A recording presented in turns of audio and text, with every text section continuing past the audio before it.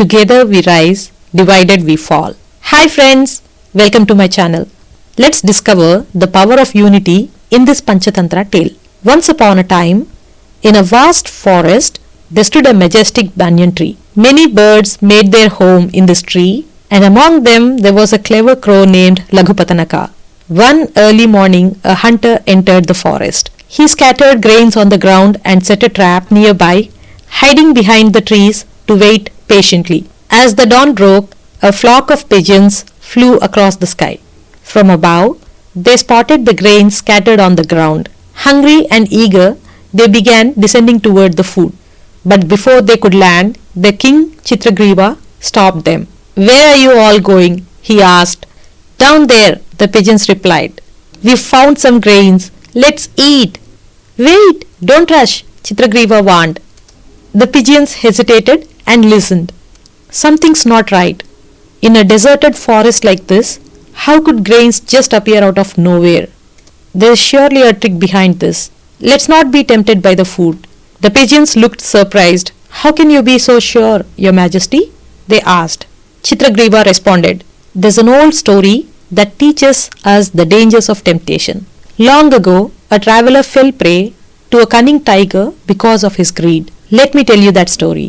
The pigeons gathered around as Chitragriva began. Once there was a large lake, and by its shore lived an old tiger. One day, a traveler happened to walk by, and the tiger, seeing him, called out, "Oh traveler, come here." Startled, the traveler looked around, and to his horror, he saw the tiger calling him. He was frightened. "Don't be afraid," said the tiger. "See this golden bangle in my hand? I want to give it to a kind-hearted person like you. That's why I called you. Just bathe in the lake to purify yourself and then come collect it." The traveler gazed at the shining bangle. It was pure gold, glistening in the sunlight. His heart filled with greed, but he was also fearful. "Can I really trust this tiger? If I go near him, won't he devour me?" Yet he couldn't resist the lure of the golden bangle.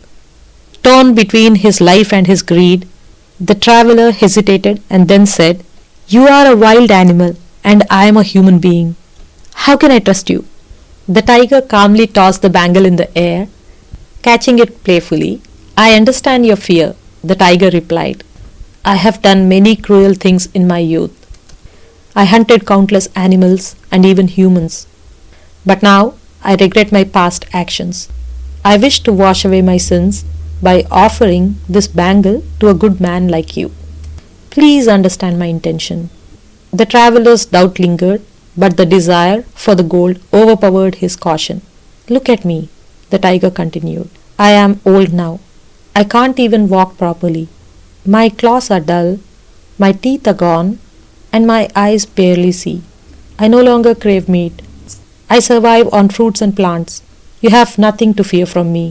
Come, bathe in the lake and take this golden bangle." Overcome by greed, the traveler trusted the tiger's words. He stepped into the muddy waters of the lake to cleanse himself. But as he waded deeper, he found himself stuck in the mud. His legs wouldn't move. "Help! Help me!" he cried, panicking. "Don't worry," the tiger called. "I'll save you." But instead of helping, the tiger leaped upon the helpless traveler, killing him instantly and devouring him, and thus the traveler paid the price for his greed. Chitragriva concluded, "This is why they say greed leads to ruin. If we give in to temptation, we may end up sacrificing our lives. The same could happen to us here if we go after these grains without caution. That's why I urge you all to be careful." One of the older pigeons, however, scoffed, "Oh, we have heard stories like this before. Your constant doubts won't fill our stomachs. It's foolish to refuse food right in front of us, fearing imaginary dangers. We've been flying all day without any luck, and now that we have found something, you want us to turn away? I am going down to eat. Whoever wishes to join me can come, or stay behind if you like." Without waiting for a response, the old pigeon flew down to the ground. Hungry and tempted, the other pigeons soon followed. Reluctantly, even Chitragriva had no choice but to join them. As soon as they landed on the ground, They were all caught in the hunter's net.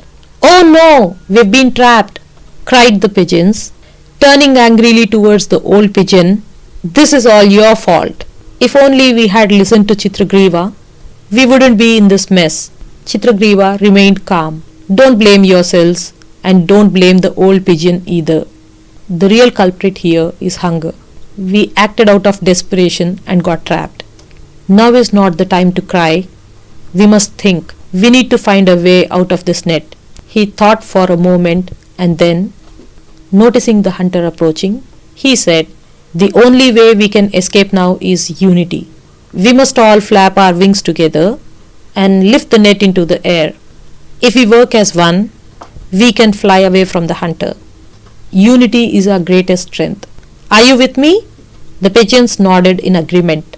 "On the count of 3, we all fly together," Chitragriva commanded. 1, 2, 3. With all their might, the pigeons flapped their wings in unison, lifting the net off the ground. They soared into the sky, carrying the net with them. The hunter watched in disbelief as his net, along with the pigeons, flew away. Chasing after them, he cried, "Stop! Come back!" But no matter how fast he ran, he couldn't catch up. Exhausted and empty-handed, the hunter finally gave up, returning home with nothing but his frustration. Thank you for joining me in this journey. Don't forget to like, share, and subscribe for more stories with powerful lessons. Until next time, stay united and stay strong. Goodbye.